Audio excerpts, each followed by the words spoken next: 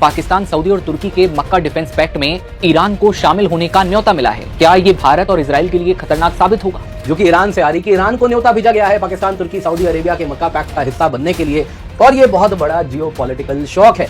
ऐसे में अगर पाकिस्तान की परमाणु ताकत, तुर्की की आधुनिक सेना, सऊदी की वित्तीय शक्ति और ईरान की मिसाइल क्षमता एक साथ आती है तो इसराइल की रणनीतिक घेराबंदी पूरी तरह पस्त हो जाएगी। पाकिस्तान के पास न्यूक्लियर बॉम्ब है तो सारे देश कह रहे हैं कि चलो अच्छी बात है, लेकिन इसमें न्यूक्लियर अम्ब्रेला में कितने देश कवर है ये भी नहीं पता, क्लॉज हमको पता नहीं है, बात ये है। और ईरान को इन्विटेशन आया। ये एक बहुत बड़ा क्षेत्रीय ढांचा बन जाएगा जिससे इजराइल समेत भारत को भी खतरा होगा। तो क्या ये यूएस और इजराइल के खिलाफ है? क्योंकि एंड ऑफ द डे इस वक्त अगर आप देखें तो ईरान एक्टिवली यूएस और इजराइल के खिलाफ लड़ रहा है। हो सकता है वहां पे यासिर मलिक जाके बोल दे कि मक्का पैक्ट आप भी ज्वाइन कर लो, लेकिन फिर जो मैंने आपको रीजंस बताए, आप दुश्मन के साथ थोड़ी हाथ मिलाओगे दुश्मन के साथ। ईरान के इस नए सैन्य ब्लॉक में एंट्री अगर हकीकत बनती है तो यह अमेरिका के एक छत्र प्रभाव को खत्म कर सकता है और एक नए क्षेत्रीय सुरक्षा युग की शुरुआत करेगी। ऐसे में पाकिस्तान के साथ युद्ध के हालात में ईरान मक्का पैक्ट के तहत भारत के लिए बड़ी मुश्किलें खड़ी कर सकता है, क्योंकि हर एडिशन से कहीं ना कहीं भारत के नेबरहुड में जब एडिशन हो रहा है तो इसके स्पिल ओवर हर जगह होंगे। इस्लामिक आइडेंटिटी पर अगर एक पैक्ट बन रहा है तो इस्लामिक आइडेंटिटी जो कहीं ना कहीं आप अगर देखें तो इसके स्पिल ओवर भारत में भी हमको देखने मिलेंगे। क्या पाकिस्तान, सऊदी अरब और तुर्की के साथ अब ईरान भी आने वाला है? पाकिस्तान, सऊदी और तुर्की के मक्का डिफेंस पैक्ट में ईरान को शामिल होने का न्योता मिला है। ईरान में इन दिनों इस गुट में शामिल होने को लेकर चर्चाएं भी जारी हैं, लेकिन अगर ईरान इस समझौते में शामिल हुआ तो कैसे भारत की टेंशन बढ़ सकती है? क्या ये भारत और इजराइल के लिए खतरनाक साबित होगा? दरअसल ईरान की संसद की खाने मिल्लत समाचार एजेंसी के प्रमुख मेहदी रहीमी ने अल मयादीन को यह बताया कि ईरान को न्योता मिला है और इस प्रस्ताव पर अभी ईरान में विचार किया जा रहा है कि भाई इस समझौते में शामिल हुआ जाए या फिर नहीं। हालांकि इस न्योते को आधिकारिक पुष्टि अब तक ईरान के विदेश मंत्रालय या फिर समझौते में शामिल 3 देशों में से किसी ने भी नहीं की है। रहीमी ने आगे कहा कि क्षेत्र के देश क्षेत्रीय सुरक्षा कवच बनाने की दिशा में आगे बढ़ रहे हैं। उन्होंने ये दावा किया कि ये ईरान की जीत है क्योंकि वो लंबे वक्त से इसकी मांग कर रहा था। इधर ईरान ने मक्का संयुक्त रक्षा समझौते पर खुशी का इजहार किया है। ईरानी विदेश मंत्रालय के प्रवक्ता इस्माइल बघाई ने 10 अगस्त को कहा कि गठबंधन बनने को लेकर तेहरान के पास चिंता की कोई वजह नहीं है। उनके मुताबिक ये कदम इस बात को दिखाता है कि क्षेत्र के देशों में क्षेत्रीय सुरक्षा सिस्टम बनाने की जरूरत को लेकर समझ बढ़ रही है। अगर ईरान को बुलाए जाने की बात की आधिकारिक पुष्टि हो जाती है तो ईरान के सदस्य बनने से इस गठबंधन का स्वरूप काफी बदल जाएगा। ये एक बहुत बड़ा क्षेत्रीय ढांचा बन जाएगा जिससे इजराइल समेत भारत को भी खतरा होगा। अब समझिए कि मक्का पैक्ट में ईरान के शामिल होने से भारत पर आखिर कैसा असर पड़ेगा। ईरान वर्तमान में स्ट्रेट ऑफ हॉर्मुज को कंट्रोल करता है। अमेरिका के लाख दावों के बावजूद चुनिंदा जहाज ही ईरान की मंजूरी के बिना हॉर्मुज को पार करने में सक्षम है। इसके अलावा भारत ने ईरान के चाबहार में लाखों डॉलर का निवेश भी किया है। ईरान उत्तर दक्षिण परिवहन गलियारा में शामिल है जो भारत से मिडिल ईस्ट के रास्ते रूस और यूरोप के देशों तक व्यापार का प्रमुख मार्ग है। ऐसे में पाकिस्तान के साथ युद्ध के हालात में ईरान मक्का पैक्ट के तहत भारत के लिए बड़ी मुश्किलें खड़ी कर सकता है। रियल एनिमी मक्का पैक्ट का है कौन? जी हाँ, क्या वो यूएस और इजराइल है? उनके खिलाफ क्या ये मक्का पैक्ट साइन किया जा रहा है? क्योंकि इस वक्त ईरान ऑलरेडी यूएस और इजराइल के खिलाफ एक वॉर लड़ भी रहा है, ऑन एंड ऑफ है, लेकिन एडवर्सरी तो उनके वही है। तो क्या यहाँ पे मक्का पैक्ट में उनको न्योता भेजा गया है? जी हाँ, काफी चर्चा हो रही है इस मक्का पैक्ट पे। ऑलरेडी आपको बताया था जो कि ईरान से आ रही कि ईरान को न्योता भेजा गया है पाकिस्तान, तुर्की, सऊदी अरेबिया के मक्का पैक्ट का हिस्सा बनने के लिए, और ये बहुत बड़ा जियोपॉलिटिकल शॉक है।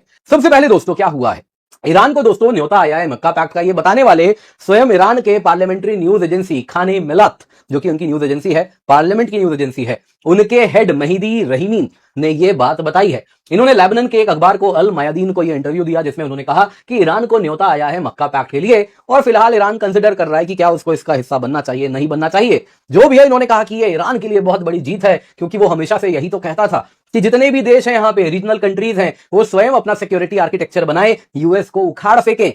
ईरान जो इतने समय से कह रहा था, देखिए आज वही हो रहा है। हालांकि आपको बता देता हूं, इस वक्त ईरान की फॉरेन मिनिस्ट्री से सऊदी अरेबिया, तुर्की, पाकिस्तान, किसी की ओर से कोई ऑफिशियल ना तो एक्सेप्टेंस आया है ना ही डिनायल आया है। ऑलरेडी दोस्तों इस न्यूज को 12 घंटा हो चुका है, उसके बाद ही हम कवर कर रहे हैं, क्योंकि स्टार्टिंग में तो यकीन मानिए कल रात को ही मेरी बात हो रही थी, मतलब यकीन नहीं हो रहा था कि ये हो क्या रहा है। और ये अगर होगा तो यूएस कैसे इसे अलाउ करेगा, क्योंकि डायरेक्टली यूएस के खिलाफ है। यूएस जो स्पेशल डी डे प्लान लेकर के आया है ईरान के आइसोलेशन के लिए, इकोनॉमिक वॉर के लिए, उन सब के ये पूर्ण रूप से एक विरोधाभास है जो हमको यहां पर देखने मिल रहा है। दोस्तों यहां पे अब सवाल पूछा जा रहा है, ये मक्का पैक्ट किसके खिलाफ है? क्योंकि जब मक्का पैक्ट साइन हुआ था तो यही इंटरप्रिटेशन आ रहा था कि देखिए ये ईरान के खिलाफ एक डेटरेंट है कि ईरान जो सऊदी में हमला किया ना करे, ईरान के जो प्रॉक्सीज हैं हूथी वगैरह सऊदी एनर्जी इंफ्रास्ट्रक्चर पे हमला कर रहे हैं, उसके खिलाफ एक डेटरेंट बना रहा है सऊदी। लेकिन वो तो ईरान के खिलाफ था। अब ईरान भी जब इसमें हिस्सा बन जाएगा तो ये पूरा स्ट्रेटेजिक लॉजिक फेल हो जा रहा है। तो क्या ये यूएस और इजराइल के खिलाफ है? क्योंकि एंड ऑफ द डे इस वक्त अगर आप देखें तो ईरान एक्टिवली यूएस और इजराइल के खिलाफ लड़ रहा है। तो यदि इस सिक्योरिटी गारंटी के बाद ऐसा होता है तो इसका मतलब है यूएस के जो 3 अलाइज है, 3 पार्टनर्स हैं जिसको ट्रंप वाहवाही कर रहे थे, वाह क्या सिक्योरिटी पैक्ट साइन कर लिया है, वो तीनों यूएस के खिलाफ हो जाएंगे, एटलीस्ट ऑन पेपर। ये बन जाएंगे कि हम मदद करेंगे। तो दोस्तों यहां पे एक चीज दिख रही है कि यूएस के लिए बहुत बड़ा पीछे हटने वाली बात हो रही है। और इस तरीके से क्या खाड़ी के दो सबसे बड़े दुश्मन सऊदी अरब और ईरान अब एक ही सैन्य छाते के नीचे आने वाले हैं? क्या अमेरिका और इसराइल को घेरने के लिए मुस्लिम देशों का एक ऐसा अभेद्य किला तैयार हो रहा है जिसकी कमान पाकिस्तान, तुर्की, सऊदी और ईरान के हाथों में होगी? जी हाँ, ईरान की संसदीय समाचार एजेंसी खाना मिल्लत के प्रमुख मेहदी रहीमी ने अल मयादीन को एक दिए इंटरव्यू में यह कहकर सनसनी फैला दी कि ईरान को मक्का रक्षा समझौते में शामिल होने का न्योता मिला है और तेहरान इस पर गंभीरता से विचार भी कर रहा है। आखिर इस दावे का सच क्या है और अगर ईरान इसमें शामिल हो गया तो दुनिया पर क्या असर पड़ेगा, खासकर इसराइल पर? 7 अगस्त 2026 को सऊदी अरब, पाकिस्तान और तुर्की के बीच हुए मक्का संयुक्त रक्षा समझौते में स्पष्ट नियम है, अगर एक पर हमला हुआ तो सब पर हमला माना जाएगा। अब ईरानी संसद की मीडिया विंग के प्रमुख मेहदी रहीमी ने दावा किया है कि तीनों देशों ने ईरान को भी इस ऐतिहासिक गुट में शामिल होने का प्रस्ताव भेजा है। रहीमी के मुताबिक क्षेत्रीय सुरक्षा के लिए स्वदेशी ढांचा खड़ा होना ईरान की कूटनीतिक जीत है। हालांकि तो तेहरान इस ब्लॉक में शामिल होता है तो मध्य पूर्व के तमाम पुराने समीकरण एक बार में ही ध्वस्त हो जाएंगे। दशकों तक एक दूसरे के प्रतिद्वंदी रहे सऊदी अरब और ईरान का एक रक्षा मंच पर आना अमेरिका और इसराइल के लिए किसी बुरे सपने से कम नहीं होगा। तुर्की पहले ही साफ कर चुका है कि वह समझौता पूरी तरह रक्षात्मक और किसी देश के खिलाफ नहीं कर रहा है। ऐसे में अगर पाकिस्तान की परमाणु ताकत, तुर्की की आधुनिक सेना, सऊदी की वित्तीय शक्ति और ईरान की मिसाइल क्षमता एक साथ आती है तो इसराइल की रणनीतिक घेराबंदी पूरी तरह पस्त हो जाएगी। लेकिन सवाल यह भी है कि जो तीनों देश अमेरिका के मित्र देश हैं, चाहे वो पाकिस्तान, सऊदी या फिर तुर्की हो, वो क्या ईरान जैसे दुश्मन को अपने गुट में शामिल करेंगे? एक तरफ पाकिस्तान खुद को इस्लामिक नेटो का मुख्य रणनीतिकार पिलर बताकर शेखी बगाड़ने में लगा है, दूसरी तरफ खाड़ी देशों में उसकी जमीनी हकीकत कुछ और ही है। हाल ही में मार्च से जुलाई के बीच 6 खाड़ी देशों ने 20,000 से अधिक पाकिस्तानियों को वापस डिपोर्ट कर दिया है। पाकिस्तान नागरिकों पर भीख मांगने, ओवरस्टे करने और अपराधों में लिप्त होने के गंभीर आरोप लगे हैं।